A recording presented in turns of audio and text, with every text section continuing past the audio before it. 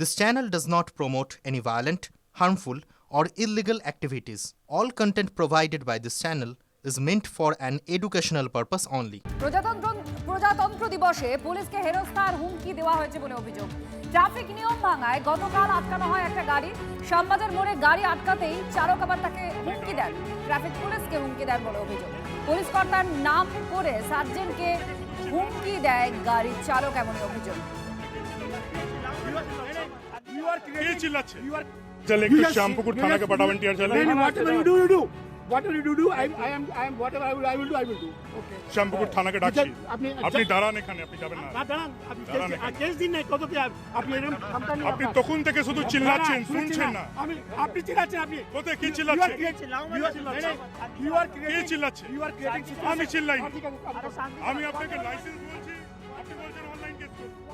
সৌভিক আমাদের প্রতিনিধির সঙ্গে আছেন। সৌভিক, কি হয়েছে ঘটনা?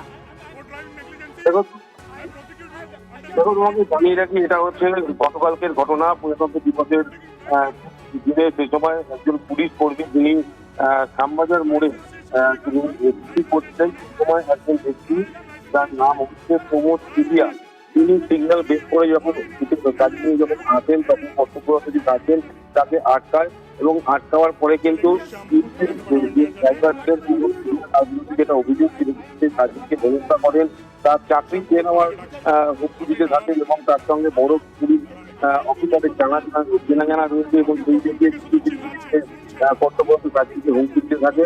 ইতিমধ্যেই কিন্তু এই ঘটনায় অভিযোগ দেওয়া হয়েছে, যদিও পুলিশের তরফ থেকে এখনো কাউকে অ্যারেস্ট বা আটক করা হয়নি। ধন্যবাদ।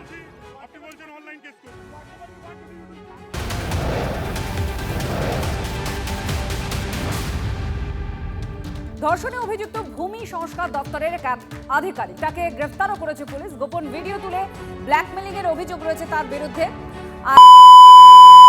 অভিযুক্ত আধিকারিক তাকে গ্রেফতার করেছে পুলিশ একজন তরুণীর অভিযোগের ভিত্তিতে। সোনারপুর থানার পুলিশ তাকে গ্রেফতার করে। তরুণীর বিয়ে ঠিক হলে হবু বরের বাড়ি গিয়ে বিয়ে ভেঙে দেওয়ার অভিযোগ উঠেছে ধৃতের বিরুদ্ধে। অমিত কাকু আমাকে নানান প্রলোভন দেখিয়ে বিভিন্ন জায়গায় ঘুরতে নিয়ে যেতেন এবং এমনকি বিভিন্ন হোটেলে নিয়ে গিয়ে আমার সাথে জোরপূর্বক সহবাস করেন এবং আমার সাথে বিভিন্ন নেকেট ছবি তোলা হয় এবং আমাকে ভয় দেখিয়ে বলা হয় যে আমি যদি ওনার সাথে না যাই পরের বার, তাহলে আমার সাথে করা সেই একাধিকবার শারীরিক সম্পর্ক ছবিগুলো আমার বাবাকে পাঠিয়ে দেবে। আমার বিয়ের খবর আমি জানি না কার মারফত উনি পেয়ে আমার উর্বির বাড়িতে যান এবং আমার হবু শ্বশুর শাশুড়ির কাছে গিয়ে সমস্ত ঘটনা ব্যক্ত করেন এবং তারপর ওনারা বিয়ে ভেঙে নেন। দেশ জুড়ে আজ ব্যাংক ধর্মঘট। 5 দিন কাজের দাবিতে ধর্মঘটে ব্যাংক কর্মী ইউনিয়নের যৌথ মঞ্চ। এটিএম পরিষেবা ব্যাহত, বন্ধ থাকছে ব্যাংক সংলগ্ন সমস্ত এটিএম। শুধুমাত্র জরুরি পরিষেবা দেওয়া হয় যে সমস্ত জায়গা থেকে, যেমন হাসপাতাল, সেখানে এটিএম পরিষেবা চালু থাকবে।